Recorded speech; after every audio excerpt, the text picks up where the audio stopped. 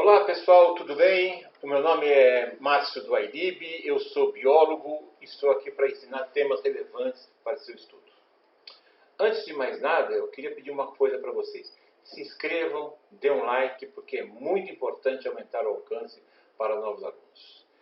Hoje eu vou conversar com vocês sobre uma questão que poucos sabem, principalmente das cidades, especificamente de São Paulo. São Paulo é uma cidade que todo mundo conhece como a cidade dos 2 ou 3 rios que a gente vê. Pinheiros, Tietê, talvez Tamanduateí. Mas uma cidade como São Paulo, ela tem 500 rios subterrâneos. Não só rios grandes, mas rios menores, pequenos riachos, né? Famosos até, no caso do Ipiranga, e que são rios que muitas vezes a gente não sabe a importância desses rios. Em outros países, a política de rios foi muito parecida com a do Brasil. Era canalizar, tampar, porque para muita gente os rios eram o quê? Não eram úteis. Essa era a visão, principalmente uma visão sanitária da engenharia.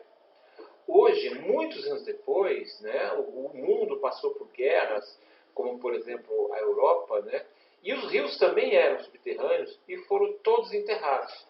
Esses rios hoje são integrados à cidade. Então você vê Londres, Amsterdã, Paris e outras cidades europeias que os seus rios fazem parte da cidade. E você vai perguntar, qual é a vantagem de ter um rio que não seja subterrâneo? A vantagem é justamente o quê? Você poder controlar o fluxo dessa água. Por quê? Nós sabemos que os rios enchem e esvaziam muitas vezes porque há chuvas. Então, muitas vezes, se tem enchentes nas grandes cidades, e aí se pergunta, o que aconteceu? Né? A gente culpa normalmente a chuva, o que é errado.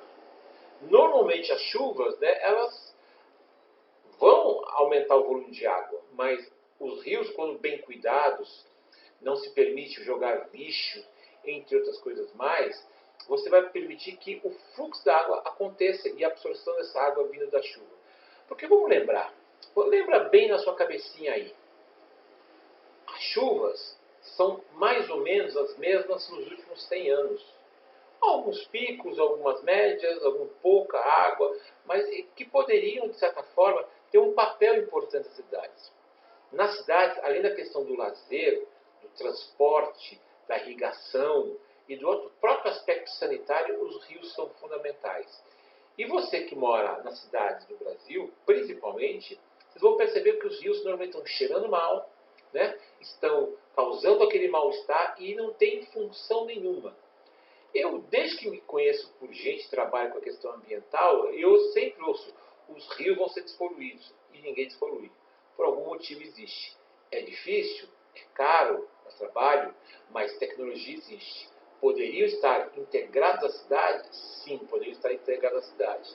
Agora, você vai perguntar, esses rios, por exemplo, existem vários. Eu dou um exemplo, para quem conhece São Paulo, existe aquele rio que passa exatamente debaixo, na chamada Avenida 9 de Julho. Uma avenida que liga o início do bairro de Santo Amaro até a Praça da Bandeira, que é o centro da cidade. Ele vira e mexe nas chuvas quando os córregos não são bem limpos, quando os bocas de lobo não são limpas. O que acontece? Né? Esse rio ele acaba enchendo, causando os problemas para a cidade, principalmente nas épocas de chuva. E a gente só reclama nas épocas de chuva. Não há uma ação preventiva que a gente possa perceber. No mais, esse rio que é da Baixada do 9 de Julho, ele recebe inúmeros córregos, né, famosos. O córrego do Bexiga, que é na região da Bela Vista, né, muito conhecido aqui por um bairro dos italianos, que se instalavam muitas vezes próximo aos córregos, aos rios, para pescar, para limpeza, para pegar água. Isso lá em anos que não existia um sistema de saneamento e abastecimento de água próprio. Também nós temos onde fica a chamada Praça das Bandeiras, Vale do Anhangabaú, ali são rios, né? A gente chama ali o rio Tororó, que basicamente, né, vão alimentando os outros rios. E que, no final, alimentam o rio Tietê e o rio Pinheiros. Ora, a água, gente, a gente tem que lembrar o seguinte, ela tem funções. A função de beber, quando a água é potável, a função de navegação, a função de limpeza pública, a função de uso para a indústria, a função de irrigação e a função do lazer. As pessoas nadavam no rio. Mas não significa que se a água era boa para nadar, ela fosse boa para beber. Então é muito importante lembrar que a água, de certa forma, não é essa água que abastece a cidade para as pessoas beberem, mas sim águas das chamadas grandes mananciais, como são as represas. Quando você olha para o Rio Tietê, e eu fiz aqui uma brincadeira, apenas uma ilustração junto com o urbanista Alexandre Nedikovsky, né, mostrando como seria se a cidade, né, deixasse os córregos, os rios como eram.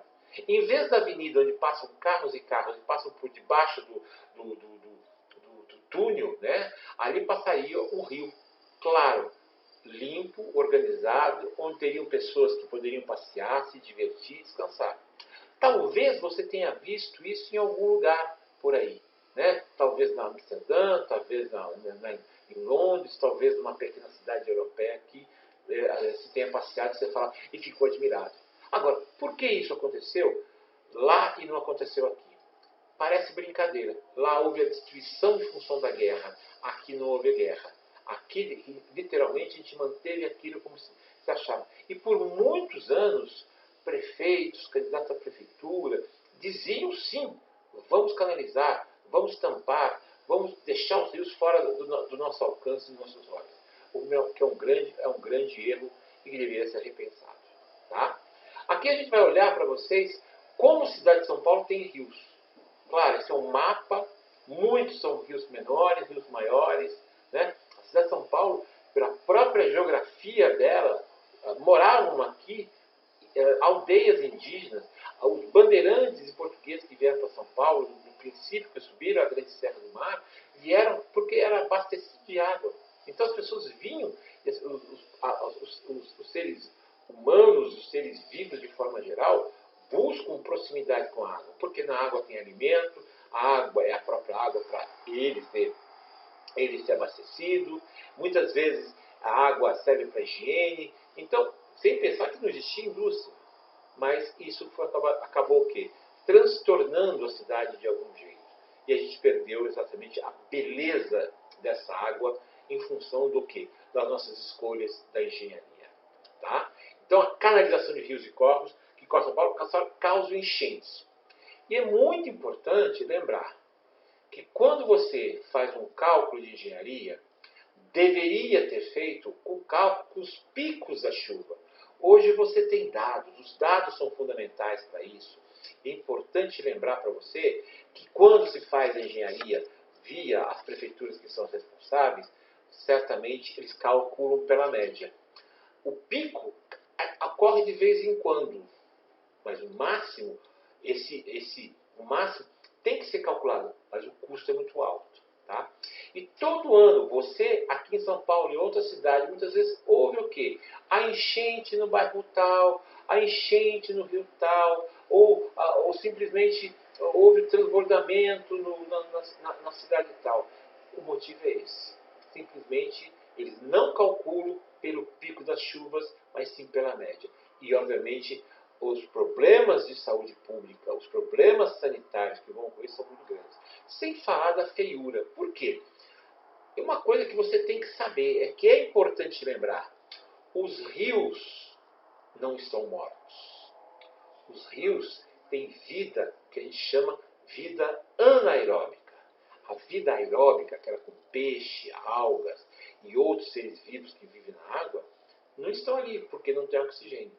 Mas estão ali bactérias que são chamadas bactérias anaeróbicas, aquelas que não dependem de oxigênio para produzirem o quê? Para produzirem energia. O que eles fazem? A chamada fermentação ou fotossíntese bacteriana. Então, eles produzem, em vez de oxigênio, eles produzem o quê? Gás de enxofre. Você já passou do lado de um rio, de um córregozinho, que é aquele cheiro que parecia, vamos dizer assim, um pum, ou melhor, um ovo podre? E você olhou para o lado e falou, que isso? Normalmente no final da tarde, depois daquele dia quente pra caramba, passou.